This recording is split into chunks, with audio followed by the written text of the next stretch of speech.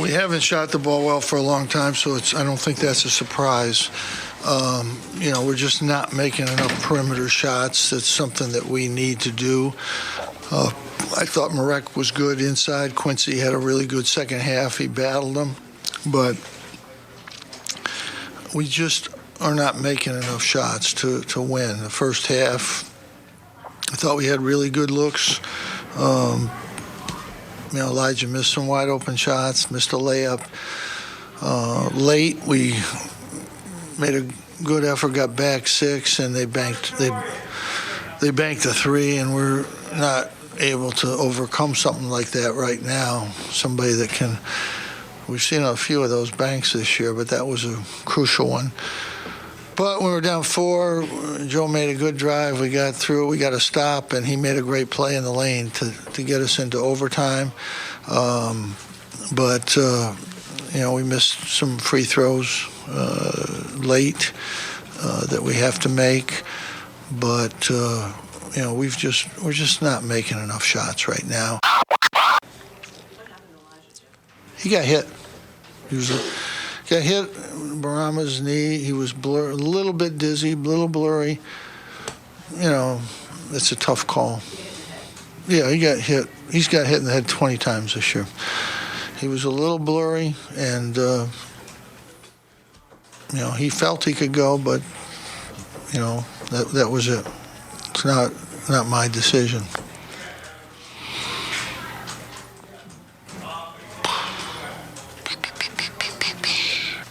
Okay, thank you.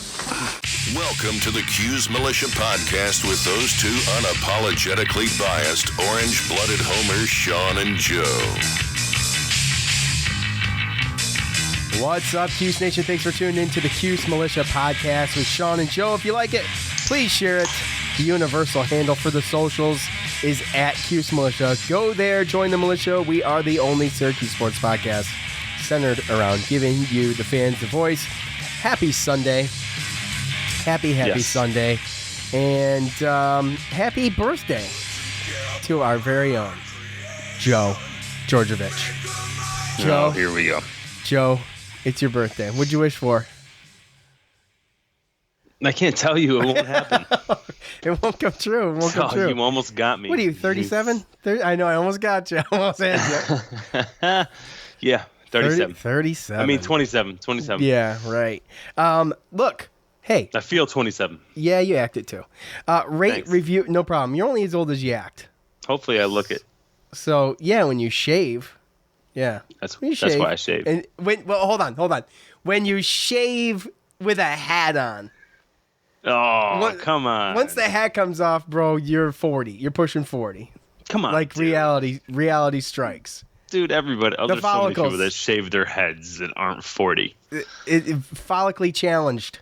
No. Oh, Sorry. Lord. Look. Rate, review, subscribe. Thanks to everyone that already has. It really helps us out. We appreciate it. So, we're going to push through this Miami episode. And we have James. Yeah. What? The Miami loss or follically challenged? Both. We have an ACC preview we're waiting for James to get back from Miami. Apparently he's down in Key West now enjoying himself. The Roman roosters in seafood. So he comes back. Did you Tuesday. see that? Yeah, I did. I was jealous. I know I was too. So he comes back Tuesday, and we're gonna do a little ACC preview. I know it's a short amount of time for turnover for that, but it'll be worth it. So here's what we need. You guys know how the buy, sell, or hold works now. I am going to ask on social media for your buy, sell, or hold predictions or statements, and we're going to all know how to do it, okay? I'm going to pick the best 3, and we're probably going to revisit some of our ones from earlier in the year to see, to check the stock, to see how it did, So we're going to need your help with that. And I think that's it. So, it should be exciting. Should be fun. So, before we get into the loss, Syracuse will finish 10-10 in the regular season in the ACC, 17-14 overall after getting dropped 69-65 in overtime by Miami. We'll take a look at that one. We might take a quick look at the ACC bracket. But first, look, we want to welcome a new sponsor to the show. Pretty excited about it. If you're into safety, home security, you got families, Joe? No, you and your brother. Joe's got a bat. Joe's got a baseball bat by the door. Serves unnecessary. Serves the purpose. So, but how are you going to know if you need to pick up your bat or your weapon or whatever you may have if you're not alerted? So with home security, there's two ways you can go about protecting your home. There's a traditional way where you wait weeks for a technician to do a messy installation that costs a small fortune, or there's the other way, Simply Safe. Simply Safe is everything you need in a home security system. It's award-winning protection, 2-time winner of the CNET Editor's Choice Award. Simply Safe blankets your whole home in safety. You get comprehensive protection on your entire home. Outdoor cameras and doorbells alert you to anyone approaching the home. Entry, motion, and glass break sensors inside. They have the best glass break sensor technology on the market. It was tested. I think it took like 2 years to test this stuff. So you barely even notice it's there. But what's truly remarkable is you can set it up all by yourself. Anyone can do it, even Joe. It takes 30 minutes, up to an hour, maybe tops. And there's absolutely no trade-offs for your safety. You'll have an army of highly trained security experts ready to dispatch police to your home at a moment's notice 24/7. And it's only 50 cents a day with no contracts. You can go month to month, week to week, whatever you want to do. It's yeah, right? I mean, you get it locked in. I got a story I'll tell later, but you get locked into these contracts, man, it's brutal. So that's why The Verge calls Simply Safe, quote, the best home security system, end quote. So go to simplysafe.com. That's SIMPLI safe.com/team. And you'll get free shipping and a 60-day risk-free trial.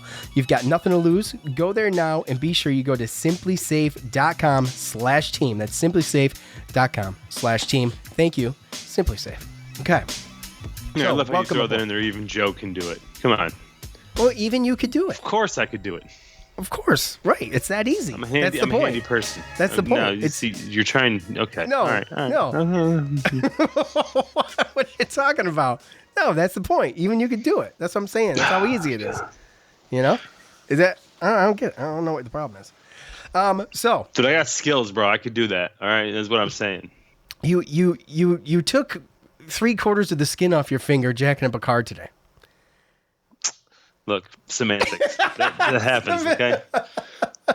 Usually I wear gloves. Doesn't mean I didn't get the job done, all right? Okay, all right. So easy, even Joe could do it. But he hit one of his 2 threes with 5 seconds left in the first half, cutting the Miami lead down to 2 in a half that left much to be desired by both teams. A Gerard layup with 10 seconds left in regulation cut the Hurricanes' lead down to 2 again.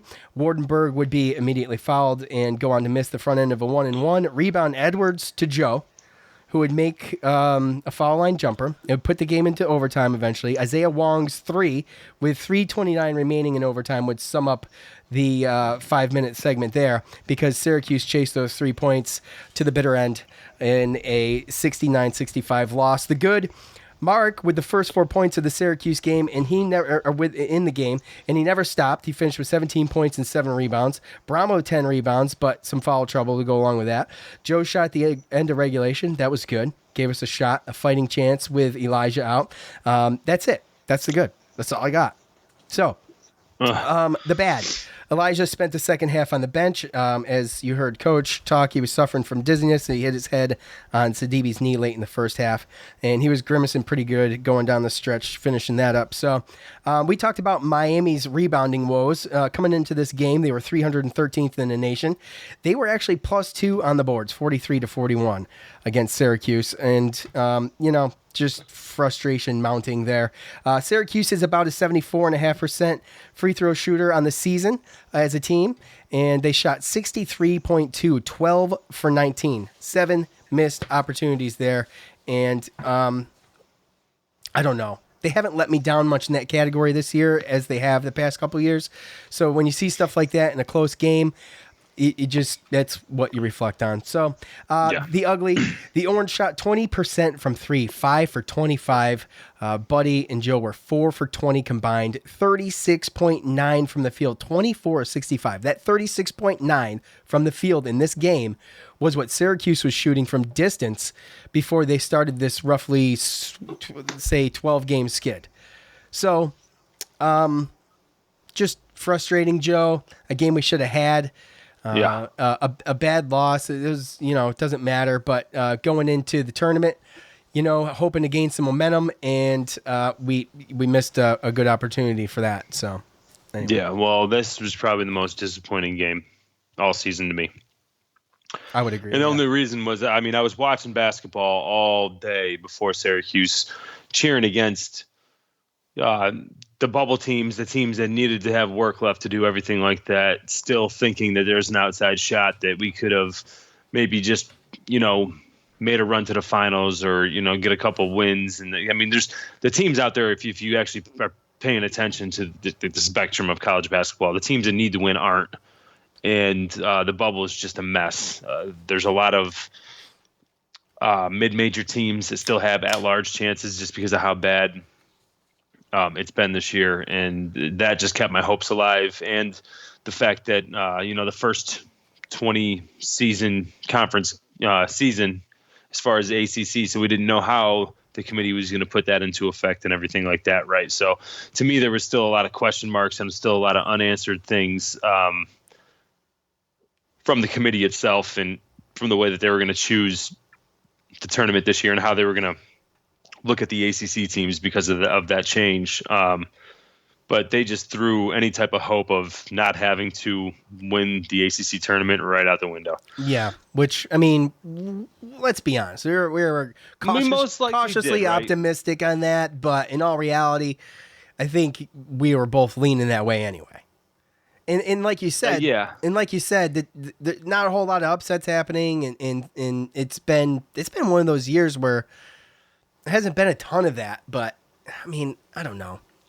When you look at just the ACC, some tells me if we would have got to 20-13, 21-14, we still would have had a chance. Sure. Well, listen to this from SU Juice Online. If you've ever checked them out, they used to be the Big Orange back in the day, newspaper. Do you remember the Big Orange, Joe? Nope. You don't? Okay. I don't. So they note and make this point here. Losses to Notre Dame, Virginia Tech, Clemson, and NC State, Florida State, and now Miami came at a combined 18 points. Okay? Yeah. Even if the Orange split those games, those close games, they would have ended up with a 20-11 record and 13-7 in the ACC. And that's tournament. What's that? And that would be making the tournament. Yeah, absolutely. Yeah, that's right. That's the point. It's a good. Yeah, it's ifs and buts are candy and nuts. We all have a Merry Christmas, but that's how close it was. 18 points. Well, and again, you don't want to throw it all on Elijah because Elijah had he's just been carrying this team, leading the league in ACC, and it's hard to ask anymore, from a player that what he's given us this year. But yeah, no, I agree. But the NC State game and the end of the Miami game were crucial. You could probably go out on a limb and just say that if he is healthy every single game, we beat NC State, we beat Miami yesterday, and we probably are on the inside looking out as far as the tournament goes. Because that Virginia game is looking better and better. They can't say that we don't have a signature win anymore. Virginia finished second in the ACC. Yeah, they're the 2 seed, right? Yeah. We won at Virginia, so and we would have beat NC State, which is the team that's in front of us. So ultimately, if we're 19-12 right now and we beat NC State at home and we win this last game, then I think that we're on the right side, or real close anyway. We're being talked about, right? So it's just tough when you sit there and yesterday there was no excuse. I can understand NC State's a decent team, so I can understand why we wouldn't win without Elijah Hughes. But yesterday, I still thought there was no excuse for us to not win that game. I don't know why we went away from Dolzai, especially once Hughes is out of the game. And, like you said, not just the 4 for 20 from the three-point line from Buddy and Joe, but the 9 for 32 that they shot from the field. Just And then we get out rebounded by one of the worst rebounding teams in the ACC, in which those few rebounds, maybe a putback here or there, or maybe we don't allow them to get an offensive rebound. Because I know in the first half, for a little while there, a majority of their points were off second chance points. Yeah, it was. So, I think it was out of 15. I think 8 of them or 9 of them at one point were. right. So yeah. And then they had like 2 threes. Right. Right. Yeah. Mm-hmm. So, and of course, I knew Vasiljevic was going to hit a couple. I knew he was going to hit some big ones. He hit a bank. That Wong dude, he started playing good. He hit a bank free throw. I mean, everything. So you're starting this game too, and you're looking at, Likes isn't even playing in the game, and we've got ourselves, a pretty decent chance of getting. Yeah, it was 9 out of the first 15 points were off second chance shots. You're looking at, you're feeling pretty good. Likes is out. You're on the road. That helps a little bit, and then Eli goes out, and then you're like, oh well, crap. The leading scorers for each team are done, and you always got that guy. You got Isaiah Wong stepped up, 18 points. I mean, and he hit the shot. He's the one that hit the shot in overtime that Syracuse chased for the rest of the 3.5 minutes that were remaining. So we were lucky to get 2 overtime. Absolutely. Joe Girard, 4 points in 9 seconds. That's pretty good. I mean, to get there, it looked like it was over. It did a great job getting us there to give us a shot. But yeah. All right. Well, we just took such bad shots. We had such good shots. Yeah. We had such good shots in the first half, and we just missed. And then the second half was just awful shots.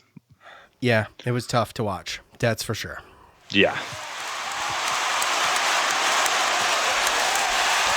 It's time to hear from you, the loudmouths from the Loud House. All right, y'all know what to do. Go to the socials at the end of every game. I prompt you to give your thoughts on the game. You do so, we read them, bring some of them here, and we talk about them. Now, did you pull up any Facebook ones, Joe? I didn't even check Facebook yet. I've been social media kind of delinquent today, to be honest with you. So anyway, I got one here at Tony Staffieri, and Tony brings up these points I like to talk about a little bit. So he says we all got the post Hughes preview for 25 minutes in Miami. At least the Orange will get a home game in the 2021 NIT. Come on, Tony. Look, here's the deal. Isn't that next year? Yeah, that's what he's talking about. He's alluding to the fact that we got the post Hughes preview for next year. If once Hughes is gone, that's what we're looking at. I don't believe that for a number of reasons, but I will say that Syracuse was down by 2 in the first half going into the locker room, and they ended up being tied in the second half. So it's actually +4.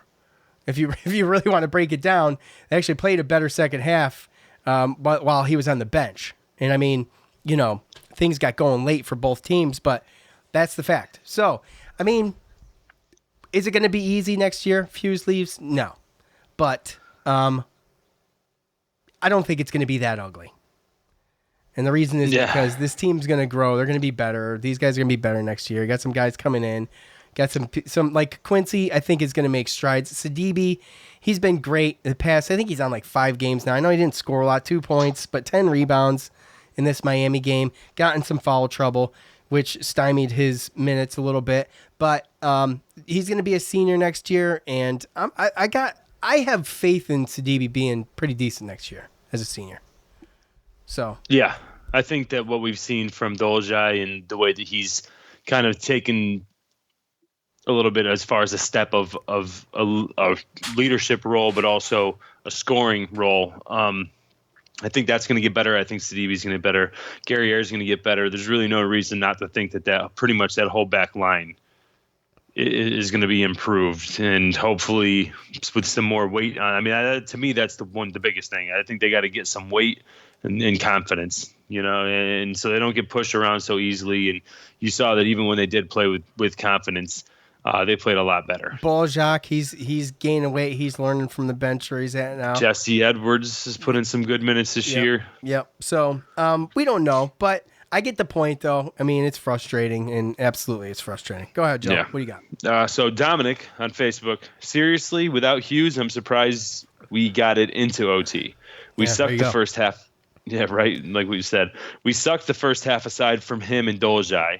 Speaking of Dolly, where did his offense go in the second half? That's exactly what I hit on as well, right? Yeah, he wasn't being that was my fed. biggest thing. Once Elijah left, why did at one point there with the first half, Dolzai, we gave him the ball like 3 times in a row and he scored.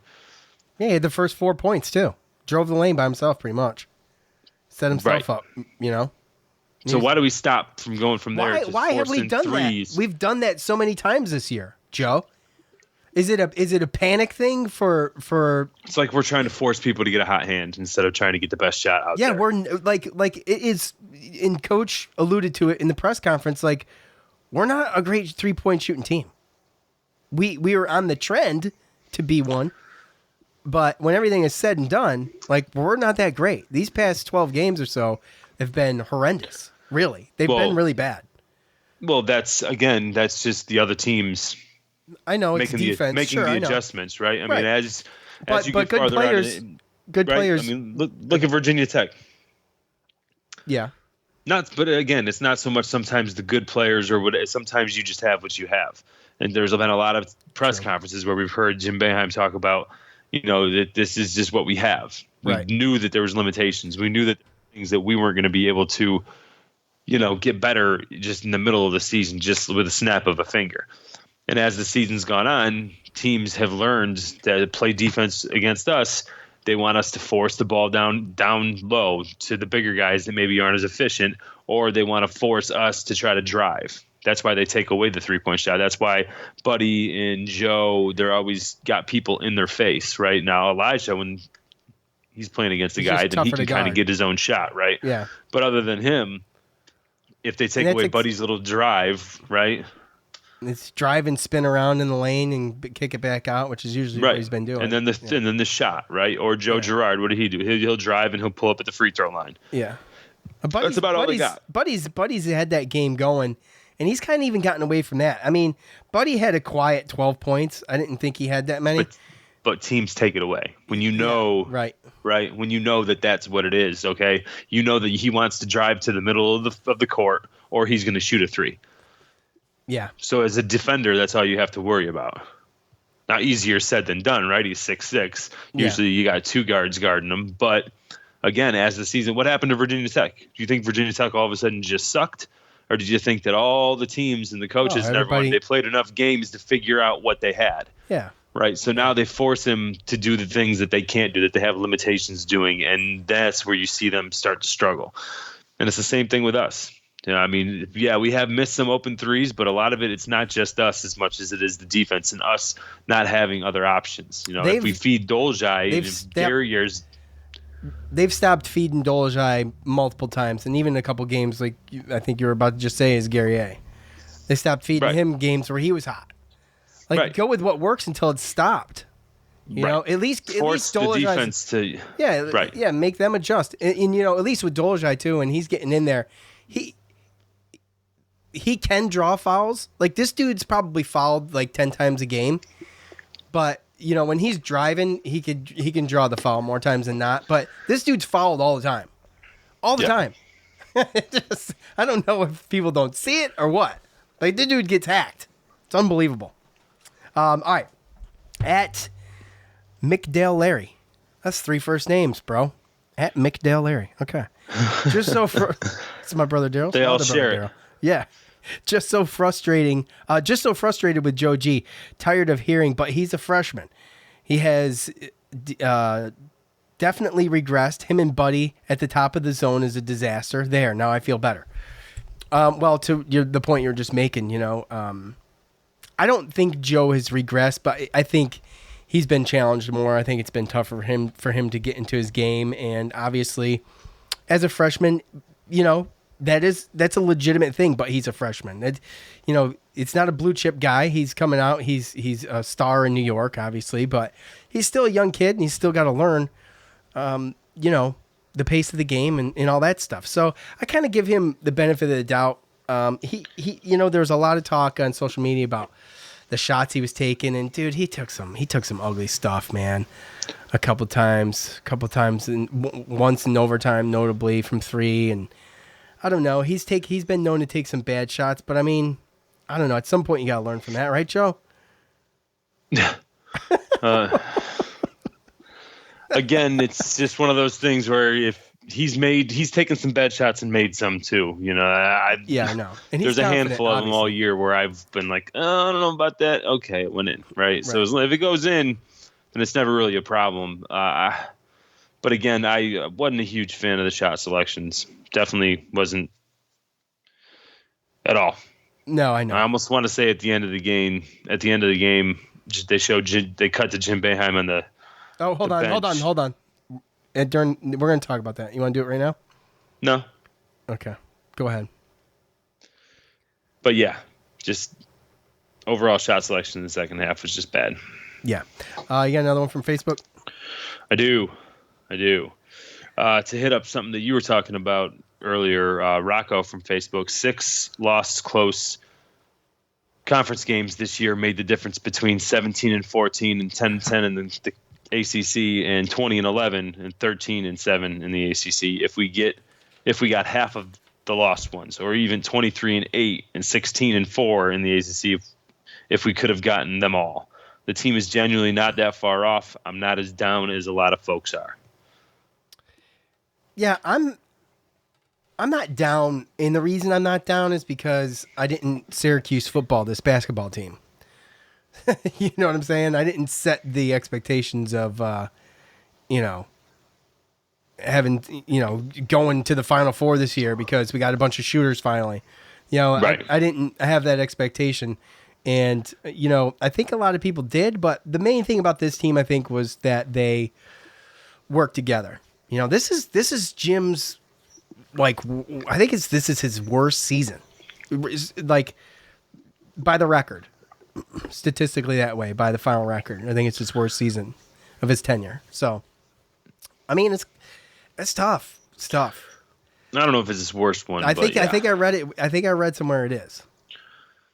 But no, I know I read today.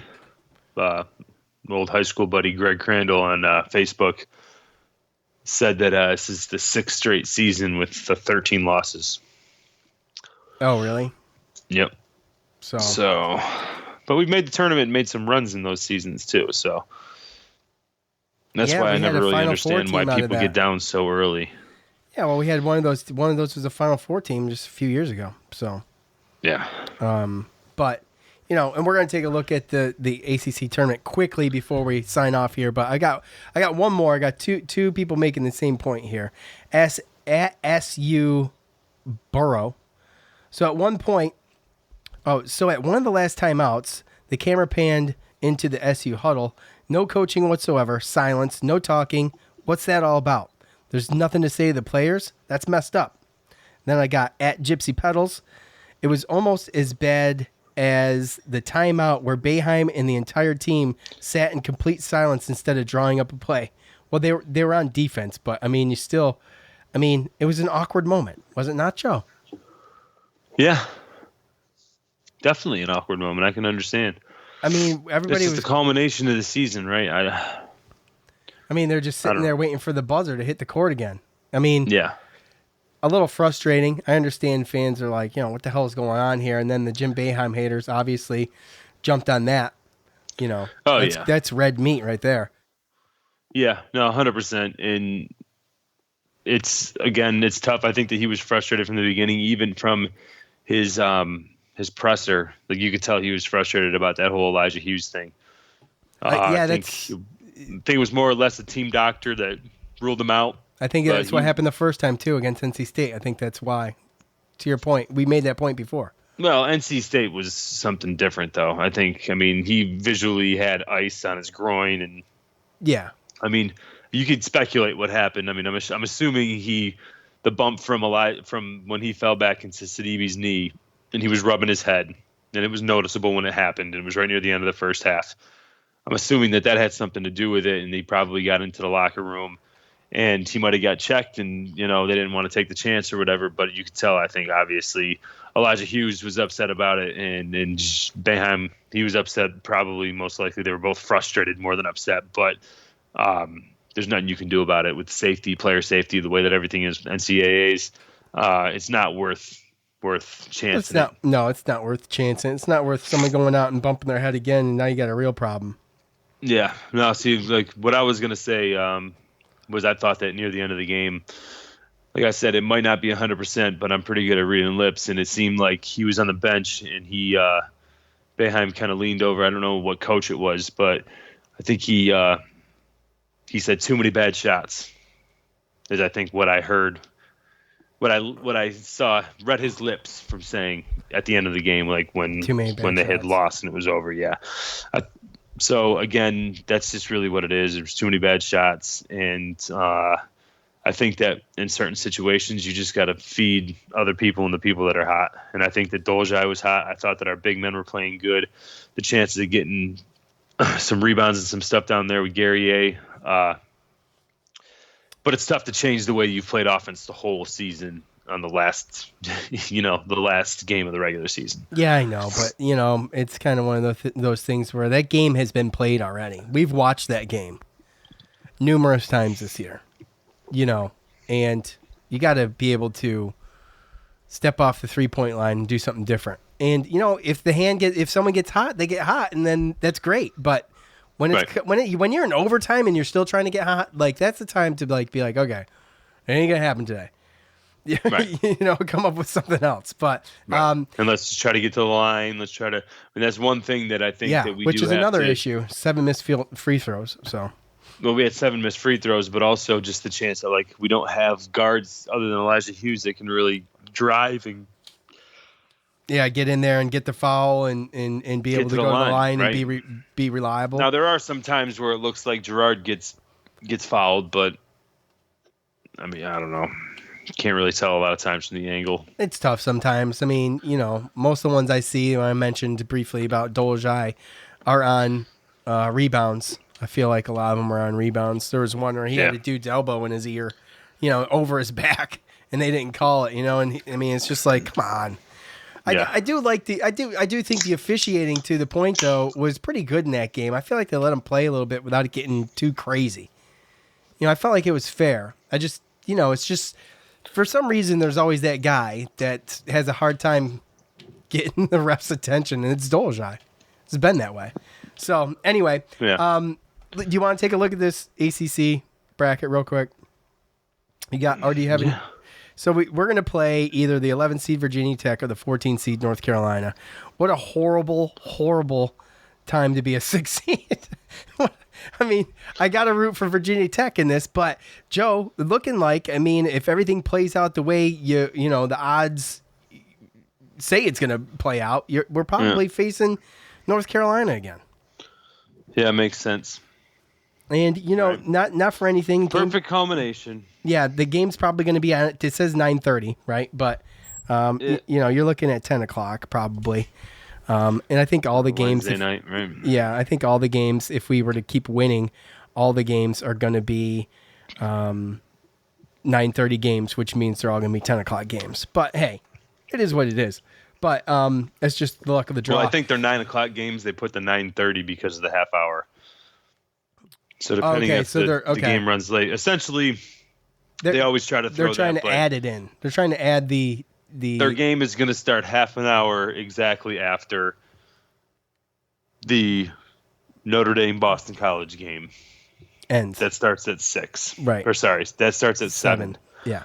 As soon as that ends, our game will tip half an hour right after that. So you look at the road, Joe, and it's just not favorable. But no.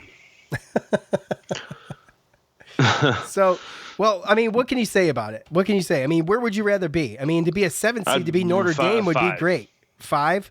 Yeah, the 5 seed is a decent spot. The 7 seed Notre Dame is a good spot too. So, yeah, Notre Dame would have been a good spot. Notre Dame's got Boston College on their first game. So Boston College, and then they play Virginia, which, I mean, Virginia's on a roll. I don't know if I'd want to play Virginia. I'd play Virginia again. You know who else I'd like to play again is Louisville.